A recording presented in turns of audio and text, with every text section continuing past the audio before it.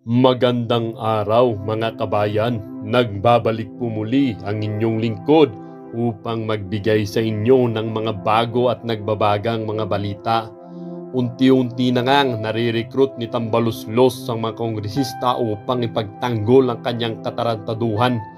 Nakakasukang isipin na meron pa ring mga tao ang pilit sinusuportahan ng maling gawain at mga taong hindi iniisip ang kalagayan ng taong bayan. Kahit saan mo tingnan, walang improvement ang bansa. Kahit umano good news, bad news pa rin. Bakit? Puro tambaluslos ang nakikita, puro nakawan ang nababalitaan, maski mismo presidente tinotolerate ang gawaing hindi maganda. Paano tayo uunlad niyan? Nakakalungkot lang dahil imbis na sikasuhin ang problema ng bansa, mas busy pa tong mga inihalal ng taong bayan sa kung papaano pa madadagdagan ang kanilang kayamanan at kung papaano pa nila uutuhin at bubudulin ng taong bayan. Sa mga natitirang matitinong kongresista, huwag kayong papaloko kay Tambaluslos na yan. Kayo din mismo ang kawawa. Huwag nang gumaya kay Tulfo, Nograles, Abante at iba pa. Para sa buong impormasyon, panoorin ang buong video. At kung bago ka pa lamang sa aking channel, huwag kakalimutang mag-subscribe, pindutin ang notification bell at piliin ang all upang laging maging updated sa mga bago at nagbabagang mga balita. Ang isyungang ito ay naging usap-usapin din sa social media. Merong isang netizen na nagsabi, the only vice president na nagpatayo ng mga satellite offices sa bawat regions agad-agad pag-upo sa pwesto para makalapit ng mga mamamayan sa opisina ng Vice President. Nakakamatay ang inggit. Sabi din ng isang netizen, bakit ganun ang mga kaliwang Pilipino? Pareho tayong Pilipino, bakit sinisiraan na ang alam naman na tama? Tayong mga Pilipino ay dapat magkaisa sa lahat na pamamaraan. Dapat wala ng mga korap at mga NPA at ang bansa ay ililigaya. Happy tayong lahat. Sabi din ng isang netizen, kaya wala tayong asenso, puro sarili lang natin iniisip, imbis na magtulungan, paninira sa kapwa ang ginagawa. Kapag nagpapakinabangan, Diyos ang turing. Kapag walang silbi, tae. Sad to say, wala na talaga tayong pag-asa umudlad ang bansa. Ayang pasweldo sa iyo, Fiona. Hindi, no? Ba't di na lang ilagay ni PBBM si Inday sa DSWD? At si Sec Gatchalian sa DepEd, mas gusto ata niya mamigay ng ayuda. Okay, eto po, hindi ko po maintindihan kung ano po yung inaangal nila, no? Yung inaangal po nila kay BP Sara dahil namimigay po ng ayuda. At kung ano-ano po pong ginagawa ni BP Sara. Hindi niyo pa po ba narinig mga BBM followers, mga kakamping BBM followers, na meron pong tinatawag na multitasking? Pwede kang DepEd Secretary at the same time Vice President ka ng Pilipinas, at the same time NTFL ka, Vice Chairman ka. Hindi nyo po, kasi po alam nyo kung bakit, no? Kung bakit nyo po binabanatan yan si BP Sara. Hindi naman po dahil sa kapalpakan. Ngayon lang po ako nakakita na binabanatan po si BP Sara dahil sa kasipagan. Namigay ka na ng biyaya. Pinangunahan niya yung pamamahagi ng tulong pinansyal. Lahat po ng leader, no? Ito po napupunan natin, no? Lahat po ng leader, ay, thank you po. Ay, naku, maraming salamat kay BP Sara. O kapag hindi po si BP Sara, kunwari po, si Congressman Martin Romualdez, pag sila namigay ng tulong, ano po sasabihin? Maraming salamat po, Speaker Romualdez, sa pagbibigay po ninyo ng tulong. Pag namigay po si Pangulong Marcos, ano po sasabihin? Maraming salamat po. Pag si Sara Duterte po, wala ka bang ginagawa sa DepEd? Nakukuha niyo po yung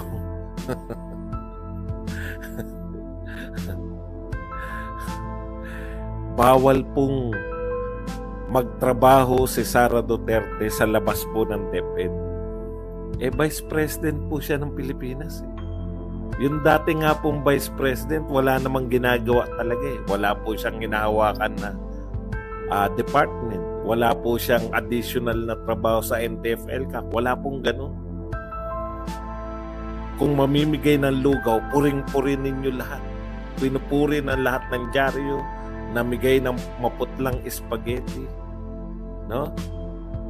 Kakaiba po talaga yung dating ng mga Duterte. Lahat po ng gawin ni Tatay Digong, ni BP Sara, babanatan po nila. Natatawa nga ako eh. Di ba? Binabanata naman po yung mga Duterte. 30 years daw mahigit sa panunungkulan sa Davao. Wala raw po na ipatay yung City College. Wala daw na ipatay yung City College at tagal daw namumuno. Sabi ko nga, bakit hindi nyo sukatin si Tatay Digong nung naging presidente? Kasi hindi tayo taga Davao pare-pareho. Maghuhukay pa tayo kung ano yung ginawa ni Tatay Digong sa Davao. Kasi sinabi lang na anong klaseng pinuno yan. No? 3 dekadang namuno sa Davao, wala na ipatay yung City College. Naghanap kayo ng hindi nagawa, tapos babanatan ninyo. Ang tanong ko, bakit hindi nyo banatan sa mga nagawa niya ng presidente siya? Kasi sangkatutak ang ginawa eh. Ano po ba mas importante sa inyo? Yung pagiging mayor niya, yung pagiging presidente. Hindi ko maintindihan talaga, no? Makabanat lang. Buti nga ngayon, bumaha sa Davao, walang bumanat na, anong klase kayong mga Duterte? Bakit bumabaha sa Davao? Naalala niyo po, nung bumaha sa Davao minsan, sinisi yung mga Duterte. Buong kapuluan po, pag merong pag bumaha sa ibang parte ng Pilipinas, ano po ginagawa ng mga Pilipino at saka ng mga nasa panunungkulan? Nagre-raise po sila, no? Ng pantulong dun sa lugar. Wari po, nagkabaha dito kung saan man nagkabaha. Mag-aambag-ambaga na, ito na po ang tulong. Pag bumaha po sa Davao, bakit may baha sa Davao? Bakit may? Hindi, no? Iba po yung standard na gusto nila, no? Alam niyo yun?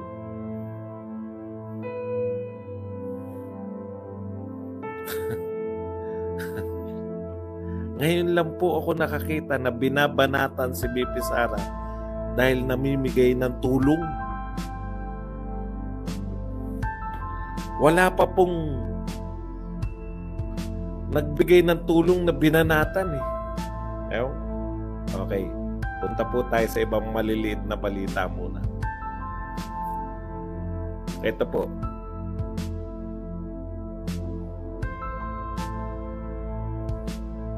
Sabi ni Jun Jacinto, lagi na to si Jun Jacinto, kung anong papel nito sa buhay.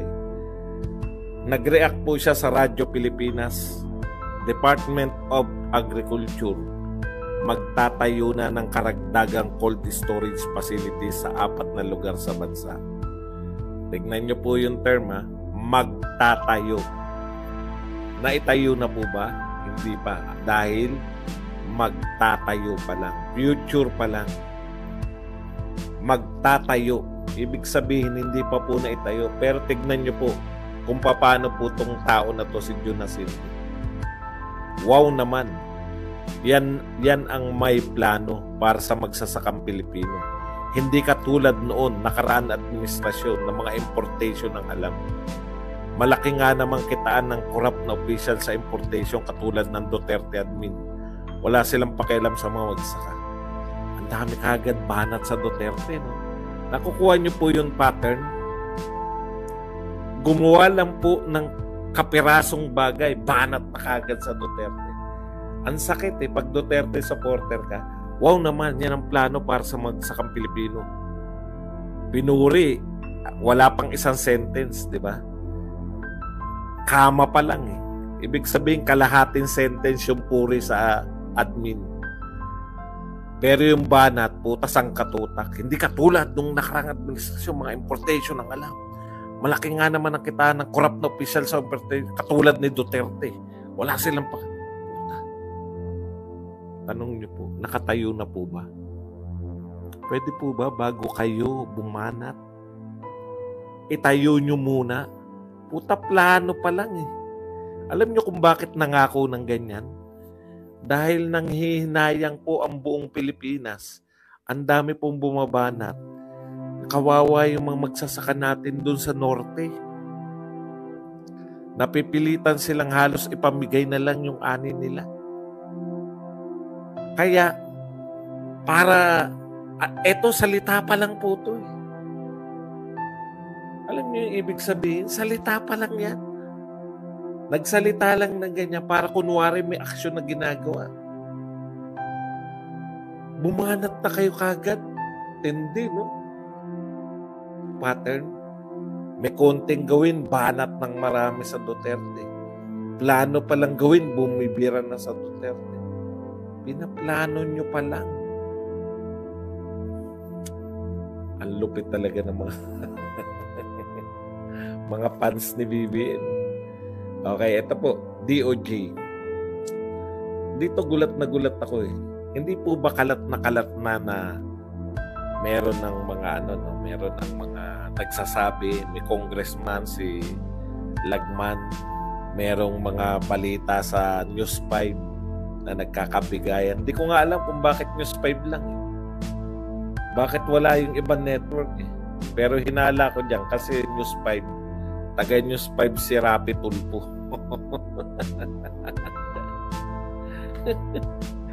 Kung News 5 ang papipiliin, sino mas gusto nila maging presidente? Si Martin o si Tulfo? Okay, balik po tayo rito. Sabi ng DOJ, evidence needed for bribery probe. Bago raw sila mag-imbestiga, kinakailangan may ebidensya daw muna. No? Only if and when it gets formal correspondence or evidence from Senate Minority Leader Aquilino Pimentel III or from others concerned with the Department of Justice pursue his call for an investigation on allegations of bribery in the signature campaign to amend the 1987 Constitution. Siguro, no? Siguro po, tama yung procedure nyo. Kung ang concern lang po, halimbawa, isang pamilya lang o isang tao lang yung concern, di po ba? Ito po buong Pilipinas eh. Kalat na po yung mga video ng TV5. Pwede po, hindi po ba talaga pwede yung DOJ? Pag hindi po kayo nagreklamo, hindi po nila pwedeng aksyonan? Kahit po kalat na, TV5 lang po nariyan. O News 5. Hindi nyo pwedeng ipatawag yung mga reporter ng News 5 na nag-interview dun sa mga nagsabing sila ay pinangakuan ng ayuda para magkaroon po ng investigasyon. Hindi ko po alam kung bakit eh. Labag ba yun? Wala naman, di ba? Wala naman inaakusang tao. Iimbestigahan nyo lang para may basis kayo for investigation. Further investigation. Kung totoo ba yung... Okay. Yung sa initial pirma. Punta na po tayo rito sa ating main topic. Ito po, nagugulat ako kay Tulfo eh. Erwin Tulfo, sabi niya rito, House Majority Leader for Communication at Axis Party List Representative Erwin Tulfo naninindigan na walang kinalaman si Speaker Romualdez sa tinutulak na People's Initiative. Pinabulaanan din nito na may planong liderato na gawing regalo kay Pangulong Marcos ang charter change. Okay. Naninindigan siya na walang kinalaman, no? Walang kinalaman talagang, ha? parang kung si Speaker Martin, ha? Anong charter change? Anong People's Initiative? Wala akong alam dyan. Di ba ganun yung walang kinalaman, no? Nalaman niya lang yung sinabi siguro yung Tulfo. Boss, meron ka bang speaker, meron ka bang alam dito sa sa People's Initiative? Ngayon yan, January, ano ba ngayon? January 16 o January 15? Ha? Anong People's Initiative? Kung ganun sana sinagot sa'yo ni Speaker, anong tsa-tsa? Wala akong alam dyan. Hindi ba lagi kayo magkasama ni Speaker? Alam mo, Erwin Tulfo, no? Reporter ka eh. Hindi ka naman bagito sa pagkuha ng impormasyon. Dati kang reporter, dati kang anchorman. Imposibleng hindi mo nabalitaan. No? Imposible talaga. Maniwala ako sa iyo na hindi mo nabalitaan na may kinalaman si Speaker Romualdez sa charter change. Tinutulak na People's Initiative. Grabe, harap-harapan, ini-interview siya. Ayan, TV5, GMA, CNN, yung mga ano. Ang sinasabi niya baka sinisiraan lang baka sinisiraan lang si Speaker Martin. Napakinggan namin si Abby. Wala pong nagsasalitang congressman, di ba? Na kami namumuno. Pero sinabi ni Abby, walang kumukontra kay Abby. Pinangungunuan niya ng mga, di ba? Ng mga congressman. Baka yung 100 pesos na yan, hindi naman talaga benta yan. Pwede mo ba ibenta? Mura. Ang mura naman ng 100 pesos. Sabi ni Mike Abby, baka pamasahe lang daw yung 100 pesos. No?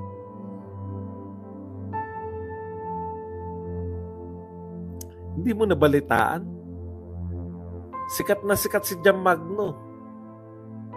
Sinabi ni Jam Magno, yung binigay sa inyong ayuda para pumirma ay hindi vote buying. Incentive yun. As a reporter, former anchorman, imposibleng naging congressman ka lang, Congressman Erwin Tulfo, nawalan ka na ng interes sa balita. Ibig mo sabihin kung kailan ka naging congressman, tsaka ka nawalan ng interes sa balita. Kung kailan ka naging congressman, tsaka ka hindi ko po maintindihan. No? Ewan ko po kung ano po yung Senator Tulfo ay Congressman Tulfo. Pagpaumanin nyo po, pero panahon na social media ngayon. Kahit itago na ng mga dyaryo lahat, sangkatutak po yung vlogger na pwedeng magpaalala sa inyo. Ngayon po ipapaalala ko sa inyo.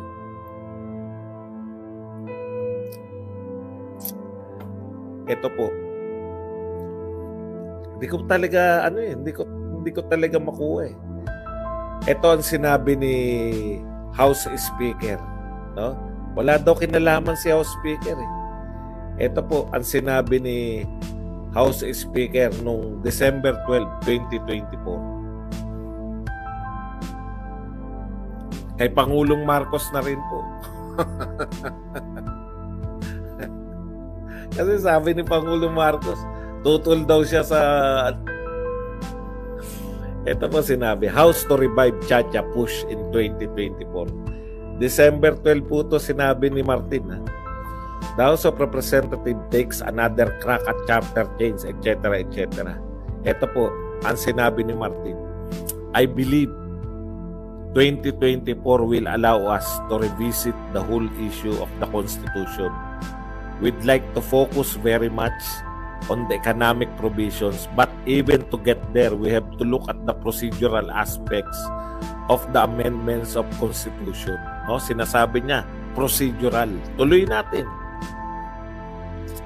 There might be some initiatives here. May initiatives daw during the break that would prepare us for the ensuing year and perhaps what would be our legacy in the 19th Congress, which is to review and revisit the 1987 Constitution. Okay. Okay yan, no? Ito po ang tuloy natin. The last March, the lower chamber approved resolution, etc., etc. Okay. So, however, the resolution has been in the limbo in the Senate. Ayan yung balita. Now, lawmakers are eyeing a people's initiative as another route for charter change. No? Binalita to ng CNN, December 12 pa. Ayan, ang linaw. Now, lawmakers are eyeing a people's initiative as another route for charter change. A people's initiative, inulit-ulit na, is one of the three ways to amend the Constitution. So as early as December 12, Erwin Tulfo, Congressman Erwin Tulfo, pinag-uusapan na to, yung charter change. Hindi po inimbento to ng CNN. Sa interview po to kay Martin Romualdez. Si Martin Romualdez mismo nagsabi na ipupush nila yung charter change. No? At ayon dito, lawmakers, yung mga congressman, ang nagpupush. Ayan, no? Are eyeing pala. Tinitignan nila na yung isang way kasi nga na-stuck sa Senate eh.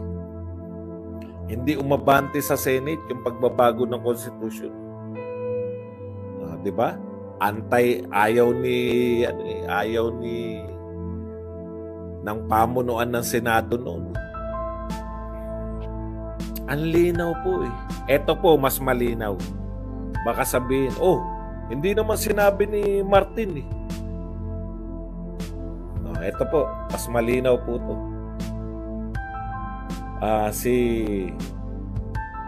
Hindi. Sa Manila Bulletin naman po. Ayan. House Senior Deputy Speaker,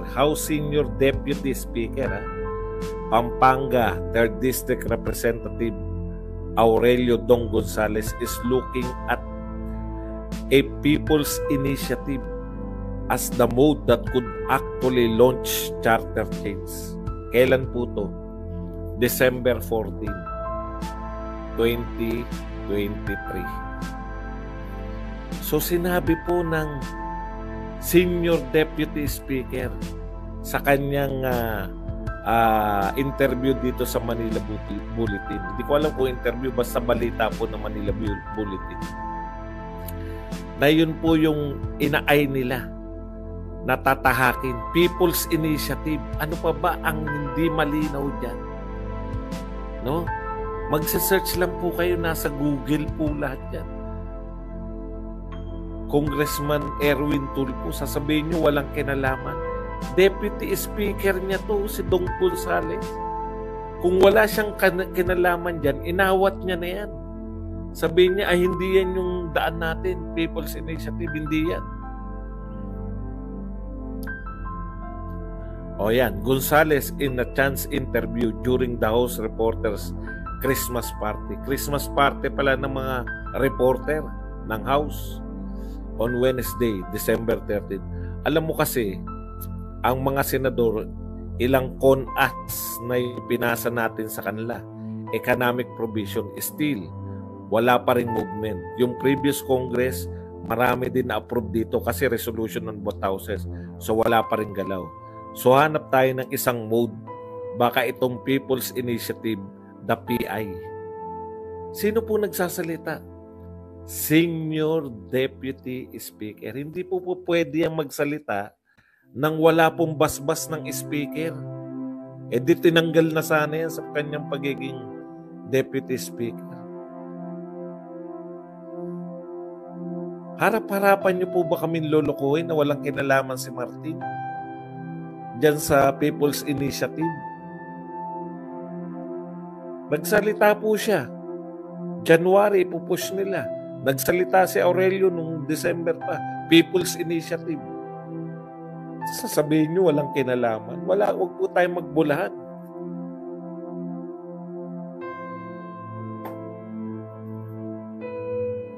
Nung pumalag yung mga tao, nasanay po kasi kayo na hindi po pinapalagan eh. Nagawa nyo, Siguro ang isip ng mga yan, nagawa nga natin yung very popular na si Sara Duterte, no? Nagawa nga natin tanggalan ng confidential fund, very popular pa yun. Eto pa kaya. Kaya nating ilusot lahat yan. Ganun yung mentalidad nila ng mga congressman. Ngayon po, hindi na po. Kada kilos nila ngayon, binabantayan na. Buhat nung pinakulong nila sa Eric tsaka Seno, pumalag na yung mga tao. Teka muna, ikukontempt nyo, ikukulong nyo na walang kaabog-abog.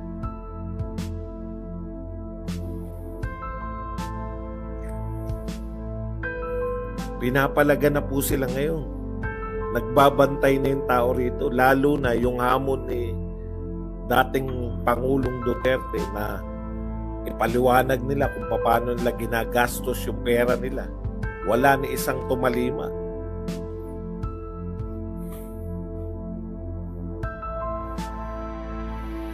Hindi na uubra yung mga ganyan. Tapos, pag nabisto kayo, nagalit siguro. Alam niyo po, sa totoo lang, unnecessary yan.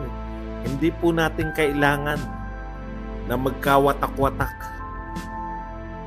Eto, talagang watak-watak na sila sa bagong unit team. Kasi simula pa lang ng bago nilang unit team.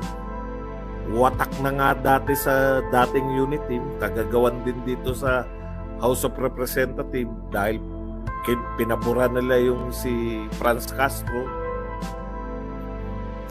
Ngayon naman, yung mga bago nilang ka-unit team na mga dilawan, warak na rin dahil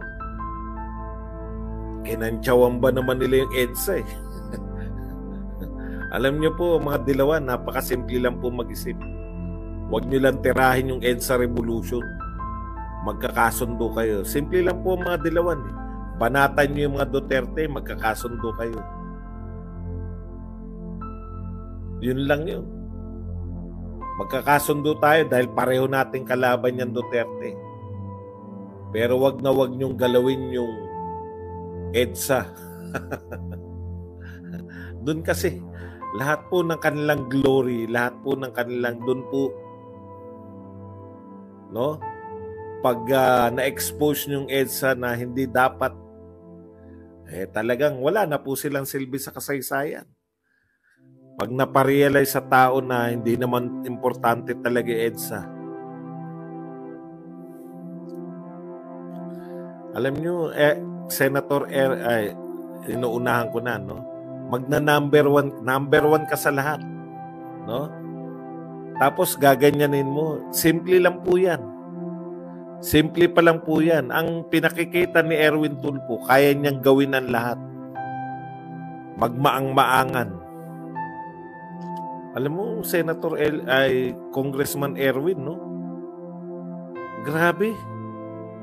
Lahat ng tao alam na may tsa-tsa at may People's Initiative. Ikaw lang ang hindi nakakaalam. Para lang maipagtanggol mo ang speaker, gagawin mo ang lahat, kahit magmaang-maangan, imposible naman. Alam ko, magna-number one ka dahil gano'n ang mga tao. Pero eto, number one nyo na senador. Harap-harapan yan. Sasabihin mo na ganyan na walang kinalaman si speaker. Sino po maniniwala? Mabuti na rin yun na nagpapakilala kayo kasi magiging senador kayo. Alam na namin yan. Di na mababago yan. Number one kayo sa mga survey. Sa mga survey na wala si Pangulong Duterte, kayo number one. Pero sana naman, no? Sana naman maging tapat kayo sa mga susunod. Simple pa lang yan. No? Wala pang inuusig. Palpak lang. Masama lang ang dating sa mga tao. Ayan po, ganyan po sila. Hindi naman natin kilala yung mga yan. Ngayon, nakikilala na po natin kung anong kakayahan nilang gawin para sa pagtatanggol kay Martin. Wala pa nga pong akusasyon kay Martin. Wala pa pong yung demand. Ewan, ganun na kaagad, no? Mag-deny. Paano yung mga interview ni Martin? Paano ibig nyo sabihin, tatablahin nyo si Dong Gonzales? Tatablahin nyo lahat ng congressman na nagtatrabaho sa utos ng pamunuan? Hindi na magtatrabaho yung mga congressman na. Sa napanood nyo ang video, mga kabayan, ano naman po ang inyong mga opinion? Ang ating comment section ay bukas para sa inyong mga komento at reaksyon. Huwag kakalimutan, do not let your thoughts left unspoken. As citizen of this country, your opinions matter. Huwag pong mahihiyang magbigay ng inyong mga saloobin, mga kabayan. Siyempre, huwag nyo din pong kakalimutan i-share ang video ito upang inyong mga kaibigan at kapamilya ay maging aware din sa kung anong nangyayari sa ating bansa. Huwag din kakalimutang mag-iwan ng like. Hanggang sa muli!